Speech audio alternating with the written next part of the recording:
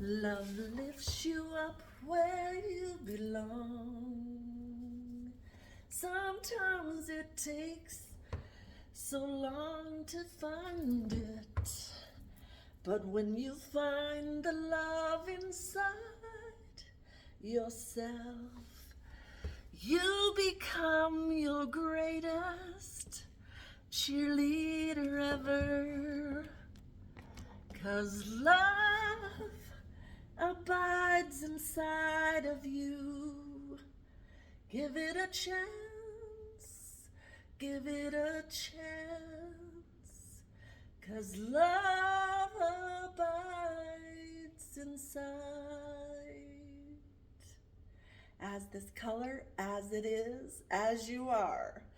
Red matches how I feel today because I feel fantabulous. I just had a week with my family.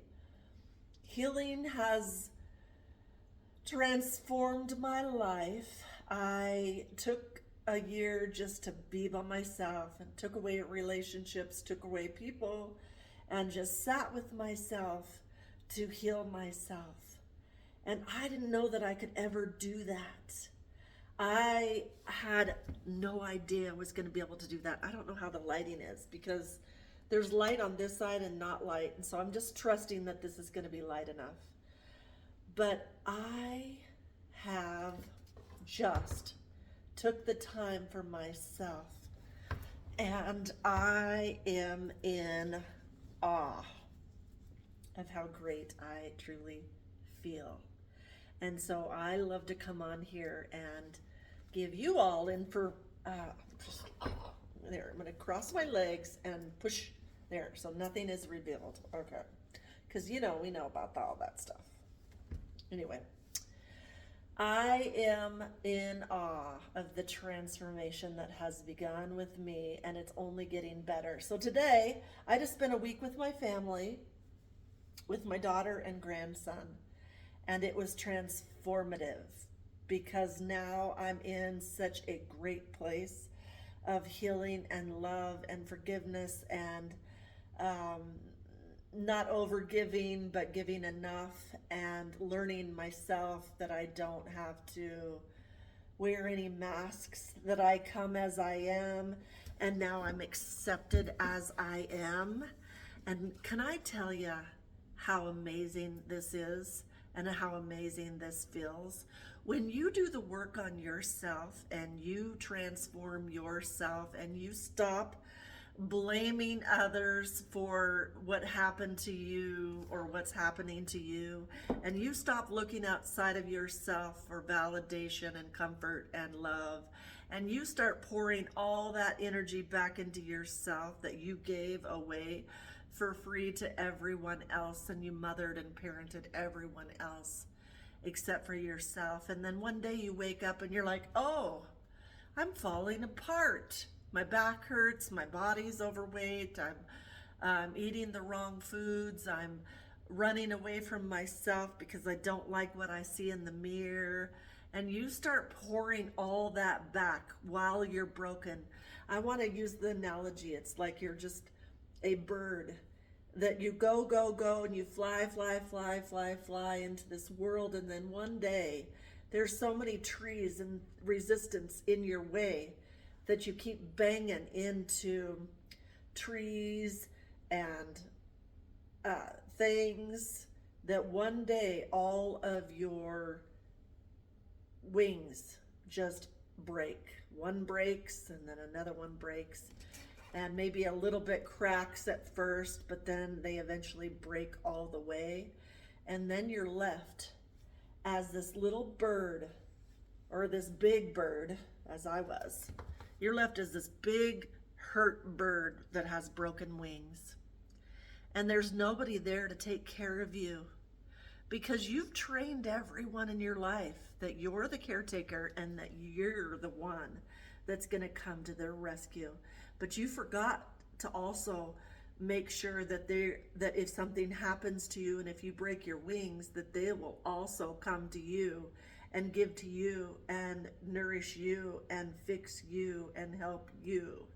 But oftentimes, us as women and us as mothers, we do so much because we think that we're a better mother if we overgive, if we enable, if we overachieve.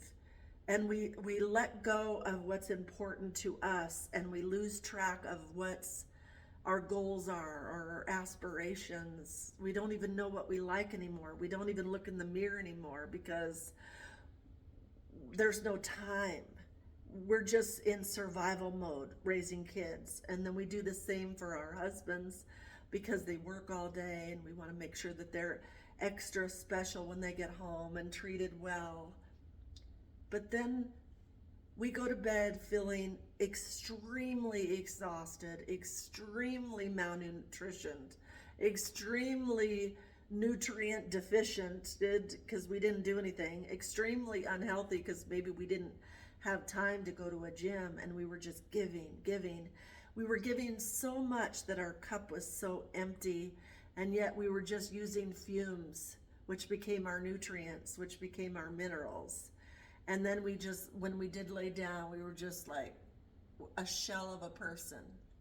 And all day long, you become like a zombie, like you're running on empty. And you're just walking around with no personality, no shine, nothing. Just like, yeah, okay. And you just get through it. And you get through another day. And you get through another day. And then when you do get cranky or you do get emotioned and you're crying out to your husband and saying, oh, help. And he's like, I'm working. I'm working. And you just realize your shift is never over. And the reason I make these videos and the reason I talk about this now is because I wish I would have had somebody to look towards, or somebody to reassure me that I could rest, that it was okay to recharge, that it was okay to take care of myself, that it was okay to cry if I needed to cry, that it was okay to say no, that I didn't have to go to all those events, and that I didn't have to be super mom, and that I didn't have to work and take care of them and then treat my husband like he was the king and his shift was off when he got home. But yet my shift was never off. I didn't have that balance to make it all work out for myself. And then finally at 50, I said enough and walked away from all of it after the kids were raised. And it was the greatest gift I ever gave myself. But I was a selfless mom, and I sacrificed until they were raised. You get to do whatever you want in your life. There are no rules other than what feels good to you. So now I realize that my cup, I get to rest until my cup of energy is running over, and I only give the energy that's running over to the people in my life.